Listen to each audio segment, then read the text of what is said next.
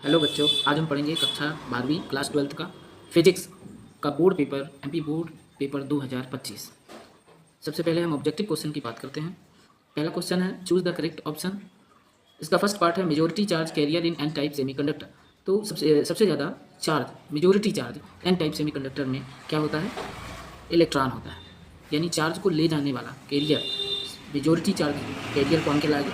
Electron कहलाएगा। P type में whole होता है और एन टाइप में इलेक्ट्रॉन होता है। अगर आपसे पी टाइप पूछेगा तो पी टाइप में आप लिखेंगे होल और एन टाइप में इसका आंसर होगा इलेक्ट्रॉन। दूसरा है डाइलेक्ट्रिक कांस्टेंट फॉर एयर।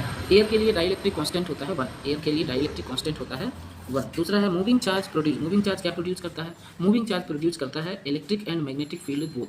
मतलब ये इलेक्ट्रिक फील्ड भी प्रोड्यूस करता है और मैग्नेटिक फील्ड भी प्रोड्यूस करता है। तीसरा है, अब नेक्स्ट है first law of Kirchhoff of current distribution law. जो फर्स्ट लॉ ऑफ किरचॉफ है करंट डिस्ट्रीब्यूशन का, जो फर्स्ट लॉ ऑफ किरचॉफ है वो कौन से लॉ को फॉलो करता है, कौन से डिस्ट्रीब्यूशन को फॉलो करता है? तो इसका आंसर होगा law of conservation of charge. इसका आंसर होगा law of conservation of charge. इसका आंसर होगा law of conservation of charge. अगला पार्ट है which phenomena does not reveal the wave nature of light. कौन सा फिनोमिना होता है नेचर का? फोटो इलेक्ट्रिक इफेक्ट होता है। क्या होता है? Photo electric effect. इसका आंसर होगा फोटो इलेक्ट्रिक इफेक्ट। अगला है who discover the photo electric effect. Photo electric effect को किसने डिस्कवर किया? तो फोटो इलेक्ट्रिक इफेक्ट को डिस्कवर किसने किया? हेनरी हर्ट ने। किसने? Henry HENIRICH Henry Hertz. Henry Hertz ने इसको डिस्कवर किया। अगला क्वेश्चन है बच्चों fill in the blanks. 1 coulomb charge है। 1 कूलम चार्ज में कितने इलेक्ट्रॉन होते हैं हमें बताना है। How many number of electron in 1 coulomb charge. 1 coulomb charge में इलेक्ट्रॉन होते हैं 6.25 इंटू 10 की पावर 18 कूलम। कितने इलेक्ट्रॉन होते हैं? 6.25 इंटू 10 की पावर 18 कूलम। कूलम नहीं होगा यहाँ, 6 इतना इलेक्ट्रॉन होता है, नंबर ऑफ इलेक्ट्रॉन। चार्ज की यूनिट कूलम होती है, तो number of electron in 1 coulomb charge is 6.25 into 10 की पावर 18।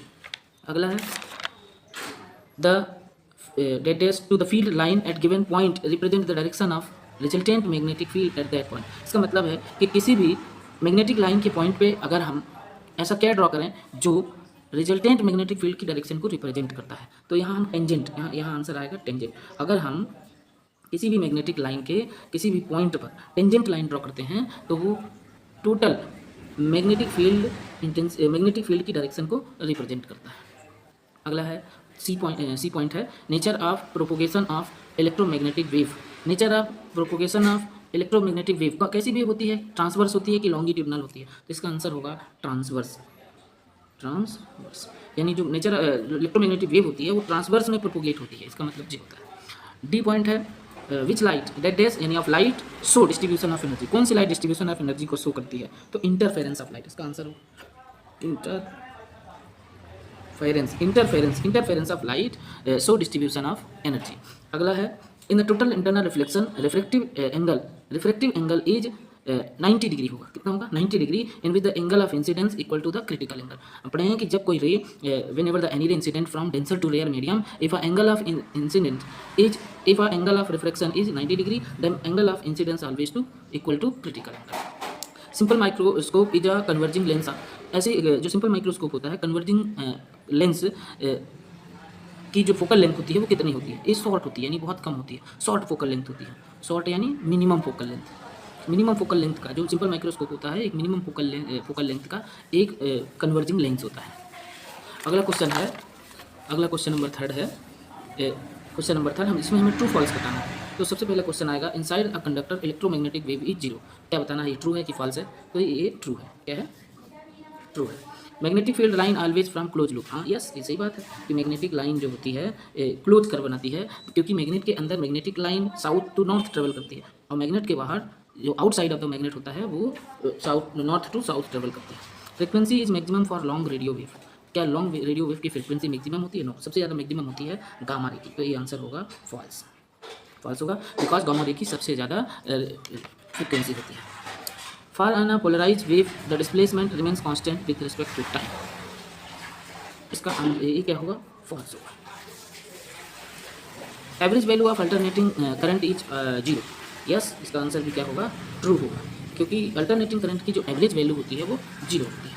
अब हम चलते हैं क्वेश्चन नंबर 4 पे, match the column. Match the column में हम देखते हैं सबसे पहला है इंटेंसिटी ऑफ लाइट। जो इंटेंसिटी ऑफ लाइट होती है किस पर डिपेंड करती है, फोटान, नंबर ऑफ फोटान पे। जितने ज़्यादा नंबर ऑफ फोटान फॉल होंगे किसी सरफेस पे, मेटल के सरफेस पे, तो उसकी इंटेंसिटी उतनी ही ज़्यादा होगी। तो ये किस पे डिपेंड करता है, नंबर ऑफ फोटान।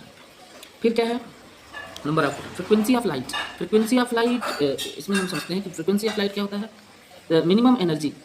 ये फ्रिक्वेंसी ऑफ लाइट जो होती है, इसका आंसर, चलिए पहले हम इसको पढ़ते हैं। वर्क फंक्शन, वर्क फंक्शन क्या होता है, वर्क फंक्शन की यहाँ डेफिनेशन होती है कि minimum energy emitted electron from the surface of matter. Minimum energy emitted electron, minimum energy emitted electron from the surface of matter, from the surface of matter। अगला होगा मैटर वेव। मैटर वेव क्या होता है, D point. Matter wave, matter wave moving particle होते हैं। क्या होते हैं, moving particle. Matter wave moving particle. Threshold energy क्या होती है, वर्क फंक्शन में एनर्जी होती है, मिनिमम एनर्जी वर्क फंक्शन। और थ्रेशोल्ड फ्रीक्वेंसी क्या होती है, मिनिमम फ्रीक्वेंसी होती है। क्या होती है, मिनिमम फ्रीक्वेंसी, ठीक है, which is frequency of light, which is minimum frequency of light which is emitted to electron from the surface of matter, अगला है particle nature of light. Nature of light जो पार्टिकल नेचर ऑफ लाइट किस में होता है, photon में होता है। किस में होता है, फोटान। फोटान जो लाइट होता है, light travel in the form of bundle और पैकेट, द एवरी बंडल और packet is known as photon. Frequency of light जो होती है, E is directly proportional to में होता है, यानी जो फ्रिक्वेंसी ऑफ लाइट होती है वो एनर्जी की क्या होती है, डायरेक्टली प्रोपोर्शनल होती है। अगर यहाँ से हम म्यू की वैल्यू, ई की वैल्यू निकालें तो यहाँ आता है एच में, where H is a Planck constant and mu is a frequency of light. Thank you. Next video में हम आपको पूरे क्वेश्चन का सोल्यूशन देते हैं, ठीक है। आप इसको लाइक करिए, शेयर करिए और सब्सक्राइब करिए ताकि सारे क्वेश्चन के आंसर आपको मिल सके।